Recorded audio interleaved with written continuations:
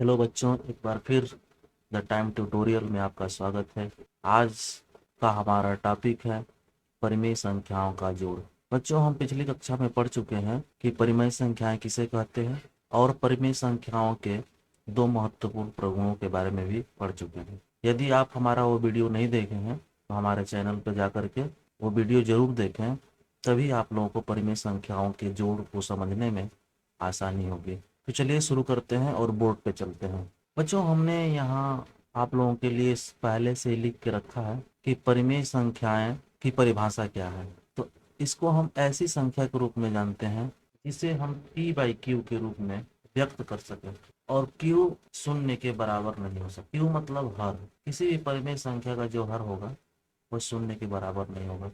बहुत से उदाहरण हम लोगों के पास हैं, जैसे एग्जाम्पल हमने लिया है, जैसे 2/3, इसमें p बाई क्यू के रूप में है और q इक्वल टू 3 है, ये परिमेय संख्या है। यहाँ है -3/5, इसमें भी क्यू 5 है। यहाँ है -4/5। यहाँ एक समझने वाली बात है कि क्या -4 एक परिमेय संख्या है कि नहीं, क्योंकि यहाँ तो क्यू है, ये दिखाई ही नहीं है क्यू क्या है। तो क्यू नहीं दिया है, तो क्यू जब नहीं दिया रहता है तो उसका मान सदैव 1 होता है, न कि 0 होता है। ये 0 नहीं होता है। तो -4 का क्यू क्या है, 1 है। जो 1 लिखा नहीं जाता है या वह पहले से हमको समझ के रखना है, तो यह एक परिमेय संख्या होगी। तो -4 एक परिमेय संख्या है। 5 भी हमारी परिमेय संख्या, इसमें भी Q1 है। और 7/-13 ये भी एक परिमेय संख्या है। आप देख रहे हैं कि इसमें विभिन्न चिन्हों का प्रयोग किए हैं। इसको आप डिटेल में समझने के लिए हमारे परिमेय संख्या वाले वीडियो में जाकर के देखेंगे क्या ऋणात्मक संख्याएं परिमेय संख्याएं हैं, तो वहाँ पता चलेगा आप लोगों को। आइए हम आगे बढ़ते हैं और समझते हैं कि परिमेय संख्याओं के रूप कितने हैं। ये रूप कितने हैं बच्चों? परिमेय संख्याओं के 4 रूप हैं। पहला है जो इसके अंश और हर दोनों धनात्मक होंगे। अंश तथा हर जो होंगे वो क्या होंगे, धनात्मक होंगे। और आप सब जानते हैं कि धनात्मक चिन्हों को लिखने की आवश्यकता नहीं होती है। धनात्मक संख्याओं के आगे धन चिन्ह लिखने की आवश्यकता नहीं पड़ती है। अगर किसी संख्या के आगे कोई चिन्ह नहीं लगा है तो हम उसको मान लेते हैं वह एक धनात्मक पूर्णांक संख्या है। ठीक है, तो यह 2/3 क्या है, एक धनात्मक परिमेय संख्या है। दूसरे तरह का हमारे पास एक परिमेय संख्या है जिसका अंश और हर दोनों ऋणात्मक है। तो ऐसी परिमेय संख्या जिसका अंश और हर क्या है, ऋणात्मक है, ऋण परिमेय संख्या है, ऋणात्मक पूर्णांक है। 3 एक ऋणात्मक पूर्णांक है, -5 भी एक ऋणात्मक पूर्णांक है। तीसरे तरह का हम देखे हैं कि जिसका अंश ऋणात्मक हो और हर धनात्मक है। अंश ऋणात्मक है और हर धनात्मक है। चौथे तरह का हम परिमेय संख्या देख रहे हैं कि जिसका अंश धनात्मक है और हर ऋणात्मक है। तो यही 4 तरह की हमारी परिमेय संख्याओं का रूप है। इसके अलावा कोई परिमेय संख्या किसी रूप में नहीं लिखी जाती है या लिखी जा सकती है। मुख्य रूप से इन्हीं 4 तरह से हम लिख ही सकते हैं। या तो अंश और हर दोनों धनात्मक होंगे, या दोनों ऋणात्मक होंगे, या केवल अंश ऋणात्मक होगा हर धनात्मक होगा, या अंश धनात्मक होगा और हर ऋणात्मक होगा। ये क्यों महत्वपूर्ण है, तो आइए हम समझते हैं कि क्यों महत्वपूर्ण है। तो परिमेय संख्याओं को योग करने की हमारी विधियां हैं। विधियों में इसको जानना जरूरी है, हमारे लिए महत्व रखेगा। अच्छा, एक महत्वपूर्ण बात हमको ये भी जान लेनी है कि जितनी भी ऋणात्मक परिमेय संख्या हैं उनको हम एक छोटा कोष्ठ में रखते हैं। छोटा कोष्टक में, छोटा कोष्टक में ही हर समय रखते हैं। जैसे हमारे पास एक उदाहरण लिया हो, 4/5 धन ऋण 2/, 4/5 और ऋण 2/5 को हम एक ऋणात्मक परिमेय संख्या है, इसको हम कोष्टक में लिखे हैं। और 4/7 इसको हम कोष्टक में नहीं लिखे हैं, कोष्टक में कर लेते हैं। और ऋण 2/7 ये भी एक परिमेय संख्या है, इसको भी हम कोष्टक में कर लेते हैं। परिमेय संख्याओं के जोड़ को करने के लिए हमें पूर्णांक संख्याओं का जो है, पूर्णांकों का जो जोड़ है वो हमें आना चाहिए। थोड़ा सा हम रिकैप कर लेते हैं। अगर नहीं देखें तो पूर्णांकों का जोड़ नाम से हमारे चैनल पर वीडियो है, उसको जरूर देखें। और नहीं समझ में आए तो कमेंट बॉक्स में भी लिखें कि उसमें क्या समस्या आप लोगों को आ रही है। अगर उसको आप देख लेंगे तो ये वीडियो आप लोगों को निश्चित रूप से बहुत समझ में आ रहा है। अभी इसको पूरा देखना चाहे तो देख सकते हैं, नहीं तो उसको पूरा देख लें, उसके बाद यहाँ से फिर से आप देख सकते हैं। क्यों देखना महत्वपूर्ण है थोड़ा सा हम यहाँ बता देते हैं। पूर्णांक जो जो है, हम एक संख्या रेखा खींचते हैं और आप लोगों को पता है कि जो पूर्णांक होता है उसके दाहिने तरफ संख्या रेखा पर जब हम चलते हैं तो धनात्मक संख्याएं होती हैं, जैसे धन 1, धन 2, धन 3, धन 4, धन 5। और इसके जब बाएं तरफ चलते हैं तो ऋण 1, ऋण 2, ऋण 3। तो जो पूर्णांकों का जो समूह है वह उसमें शून्य के साथ धनात्मक और ऋणात्मक संख्याएं क्या होती हैं, शामिल होती हैं इस समूह में। वे सभी संख्याएं आती हैं जिसमें धनात्मक और ऋणात्मक चिन्ह संख्याएं शामिल होती। जैसे हम यहाँ लिख रहे हैं कि ऋण 4 में हमें जोड़ना है ऋण 2 को, तो दो समान चिन्ह है, ये भी ऋण संख्या है, ये भी ऋणात्मक पूर्णांक है। तो इसको जोड़ेंगे तो ये क्या हो जाएगा, जुड़ जाएगा, 4 और 2 6 हो जाएगा और इसके चिन्ह ऋण लग जाएगा। कहने का मतलब 4 चिन्हों का जो योग है कि ऋण को अगर हम ऋण में जोड़ते हैं तो हमें ऋणात्मक संख्या ही मिलती है। फिर समान चिन्हों को कहने का मतलब धन को धनात्मक संख्याओं को हम चिन्ह जोड़ते हैं तो हमें धनात्मक संख्या ही प्राप्त होती है। दो ऋणात्मक या दो से अधिक ऋणात्मक संख्याओं को हमें जोड़ते हैं, पूर्णांकों को जोड़ते हैं तो हमें ऋणात्मक पूर्णांक उत्तर में प्राप्त होता है। और दो या दो से अधिक धनात्मक पूर्णांकों को हम जोड़ते हैं तो हमें धनात्मक पूर्णांक क्या होता है, प्राप्त होता है। अब है एक ऋणात्मक पूर्णांक है और इसमें हम जोड़ रहे हैं एक धनात्मक पूर्णांक।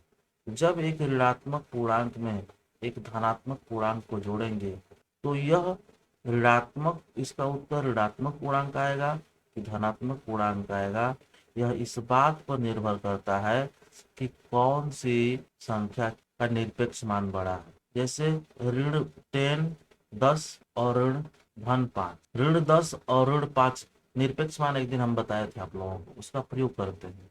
तो ऋण 10 है तो इसका निरपेक्ष मान क्या होगा, 10 होगा। और धन 5 है तो इसका निरपेक्ष मान क्या होगा, 5 होगा। तो अब बताइए कौन सी संख्या बड़ी है, तो 10 बड़ी है। तो जब इन दोनों संख्याओं को जोड़ेंगे हम, ऋण 10 और धन 5 को, तो जो संख्या बड़ी होगी, जिसका निरपेक्ष मान बड़ा होगा या जो संख्या बड़ी होगी, उसी संख्या का हमें क्या लगेगा, चिन्ह लगेगा। तो चिन्ह सबसे पहले हम डिसाइड कर लिए, ऋण, तो ऋण का चिन्ह ये बड़ी है तो इसलिए ऋण का चिन्ह है। अब ये भले यहाँ जोड़ की प्रक्रिया है लेकिन इसमें हमारा घटाव होगा। क्यों होगा कि एक उदाहरण से समझते हैं। मान लीजिए आपका दुकान पे 10 रुपए का कर्जा है और आपके पिताजी आपको 5 रुपए दिए, तो अभी भी आपके पास कितना कर्जा है, 5 रुपए का। क्योंकि आपके पास 5 रुपया है और 5 रुपया दिए तो दुकानदार के पास अभी भी कर्जा आपका कितना है, 5 रुपया है। तो जो 5 रुपया दिए थे वो क्या हो गया, उसको दे रहे हैं, जुड़ रहा है, लेकिन एक तरह से क्या हो रहा है, घटाव हो जा रहा है पहले। तो 10 में से हम 5 को क्या कर देंगे, घटा देंगे, तो उत्तर आ जाएगा 5। इस तरह से हम कह सकते हैं कि दो असमान चिन्हों में को हम जब मिलाते हैं, जोड़ना मतलब मिलाते हैं, दो असमान चिन्हों के पूर्णांकों को हम जब मिलाते हैं तो वहां हमें बड़ी संख्या में से छोटी संख्या को हमें घटाना पड़ता है, घटाना पड़ता है। दो असमान, जैसे पहले धनात्मक चिन्ह आ जाए और इसमें मिला रहे हैं, जोड़ का मतलब मिला रहे हैं एक ऋणात्मक संख्या, तो यहाँ भी वही होगा, पहले और बाद से कोई अंतर नहीं पड़ेगा। यहाँ भी चिन्ह निश्चित नहीं है कौन सा चिन्ह होगा, वो धनात्मक भी चिन्ह हो सकता है, ऋणात्मक भी चिन्ह हो सकता है। एक उदाहरण समझते हैं, एक धनात्मक पूर्णांक को हम बड़ा पूर्णांक लेते हैं, जैसे हम ले लेते हैं धन को, धन 10 में हम जोड़ते हैं ऋण 7, ये 10 धनात्मक संख्या है और ये ऋणात्मक संख्या है। तो हमने क्या कहा, हमने यह कहा कि जो संख्या का निरपेक्ष मान बड़ा होता है, तो ये 10 है और ऋण 7 है, इन दोनों का जो निरपेक्ष मान है कौन बड़ा है, तो 10 बड़ा है। तो धन, इसका चिन्ह क्या है 10 का, तो 10 का चिन्ह है धन, तो सबसे पहले धन। तो धन लिखने की आवश्यकता है भी और नहीं भी लिख सकते हैं, धन लिखने की आवश्यकता है भी और नहीं भी लिख सकते हैं। तो 10 में चिन्ह तो डिसाइड हो गया कि क्या चिन्ह रहेगा, तो 10 का चिन्ह रहेगा। और ये 10 बड़ा है तो यहाँ विपरीत चिन्हों का क्या हो रहा है, मिलान हो रहा है, संयोग हो रहा है, योग कर रहे हैं। तो यह क्या हो जाएगा, घटाना हो जाएगा। 10 में से हम 7 को घटा देंगे तो उत्तर आ जाएगा 3। तो इसका मतलब हमारा आंसर आएगा 3 या धन 3। यही हमारा क्या होगा। तो ये 4 बातें हैं जो इसमें बहुत समझने वाली है कि दो समान चिन्हों में सदैव क्या होता है, योग होता है। और दो असमान चिन्हों में क्या होता है, घटाना होता है। और चिन्ह किसका लगता है, जो संख्या बड़ी उसका चिन्ह लगता है, और जो संख्या छोटी उसका चिन्ह नहीं लगता है।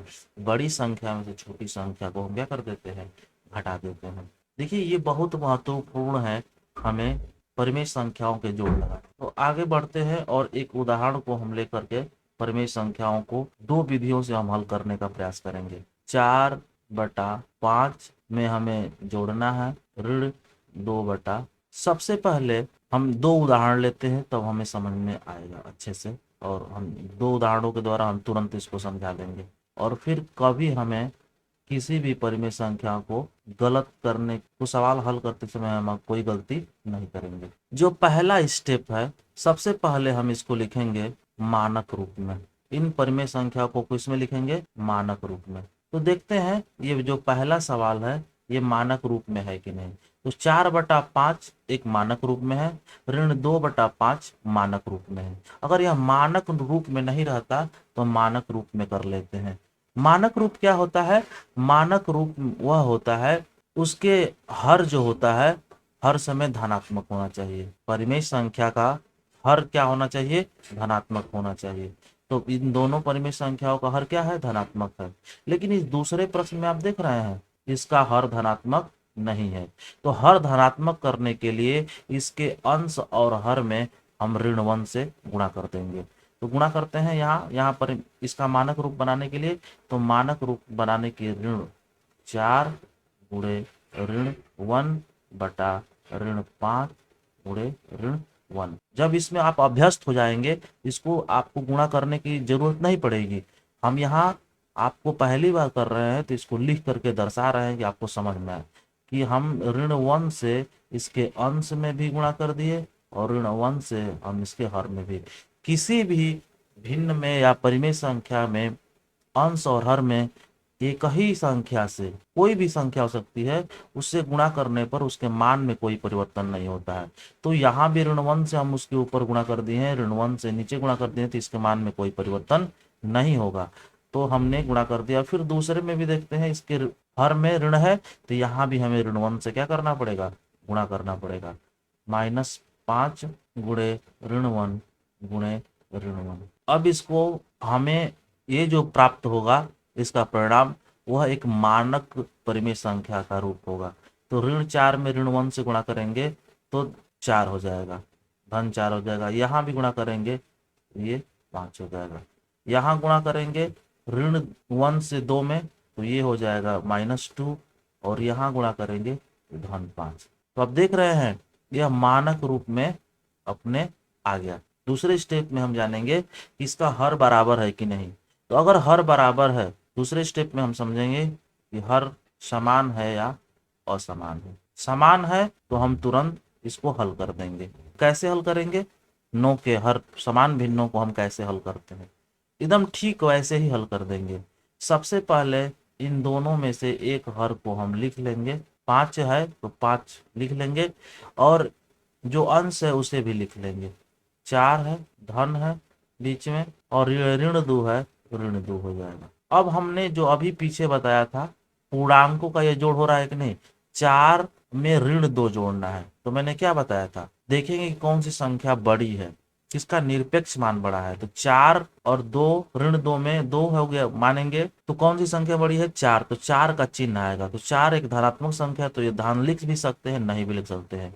और दो असमान चिन्हों को हम जोड़ते हैं तो इसमें क्या होता है, घटाना होता है। तो 4 में से 2 घट जाएगा तो 2 बचेगा, और वो भी चिन्ह क्या होगा, धन होगा। क्यों होगा, क्योंकि 4 का जो है ये बड़ी संख्या है और इसका जो चिन्ह है यह धनात्मक है। तो हमारा हो जाएगा यहाँ धनात्मक चिन्ह हो जाएगा, पहले ही लिख सकते हैं, नहीं भी लिख सकते हैं। धन लिखने की आवश्यकता पड़ती भी है और नहीं भी, कोई आवश्यकता नहीं है धन लिखने की, लेकिन ऋण को हमें अवश्य लिखना पड़ता है। और 4 बड़ी है तो इसका हमने चिन्ह लिख दिया। 4 में से 2 असमान चिन्ह तो इसमें घटाना कर दें, 4 में से 2 घटा देंगे तो हमारा क्या आ जाएगा 2, और जो हर है उसको हम लिख लेंगे।